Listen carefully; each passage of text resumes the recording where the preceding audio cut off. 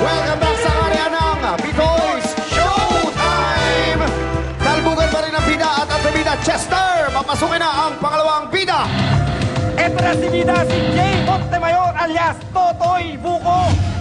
Babala, ang mga mapapanood ay ginagawa ng mga eksperto. Mapanganib ito at hindi dapat gayahin.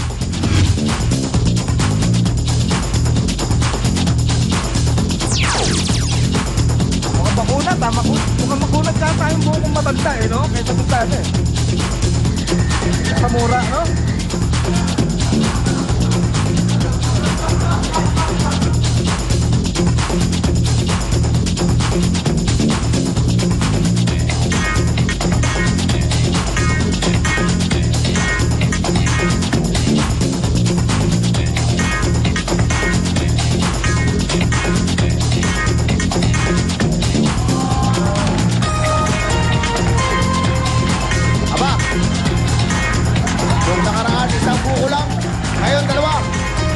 Isang buko na siya. Etong mga pwedeng maging knight na kagaya ko. Matibay ang dibdib.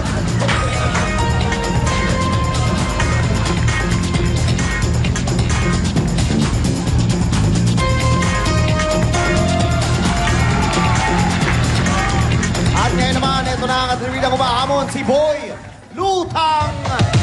Lima kami magkakapatid. Sumali ako sa Bitoy Showtime para dagdag tuition sa aking mga kapatid. Inaalay ko ang aking gagawin sa mga kababayan ko dyan sa Leon, Iloilo. Sa gagawin ko, siguradong lulutain ng mga imahinasyon. Ako, si Boy Luta, ang hahamon sa bida ng Bitoy Showtime.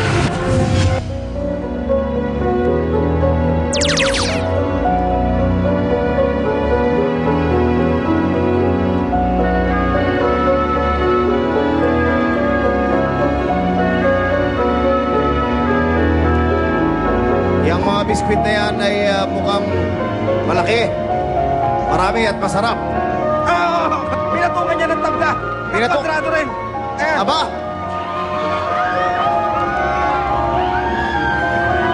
Tinapakan niya mahal na kawan, eh.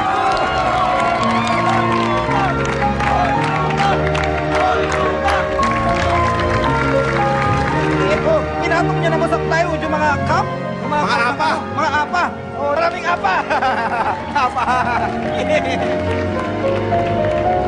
Oh. Ganun din. Ganun din. Dalawang level na bale. Ayan. Huwag mo sabihin. Aba.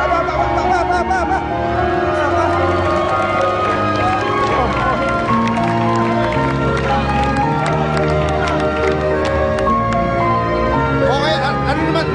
Isang train, itlog.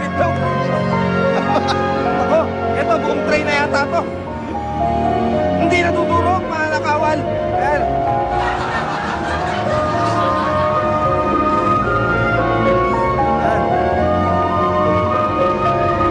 Tinapakan, mga kapuso. Ayan. Ayan ako.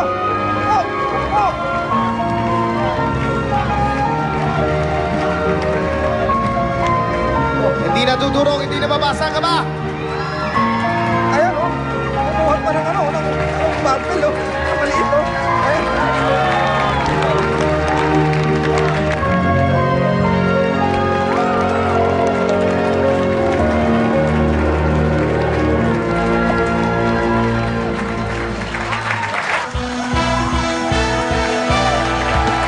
Malutong.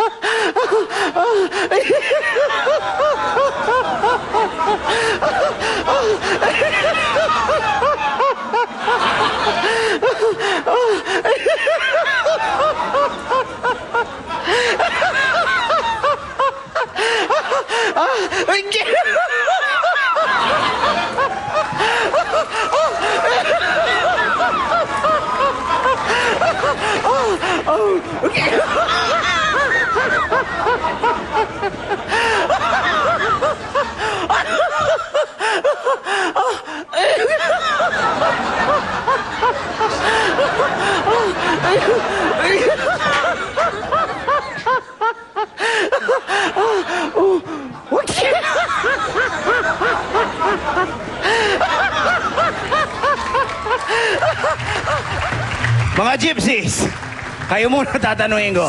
Ano masasabi nyo? Ang masasabi ko lang sa'yo, Boy Tawa, bibigyan kita ng bagong talent. Maglakad ka dyan! Palabas ng studio! Tapos huwag ka nang bumalik! Okay, mga yan! Ano masasabi nyo? Ipapasa ba natin siya bilang atribida? Taas ang mga kamay! Tinaas ang mga kamay pero binaba ang mga daliri. Ayaw sa'yo ng mga mamamayan. Bueno, maraming salamat na lang. Boy, tawa! Hindi na Boy Tawa.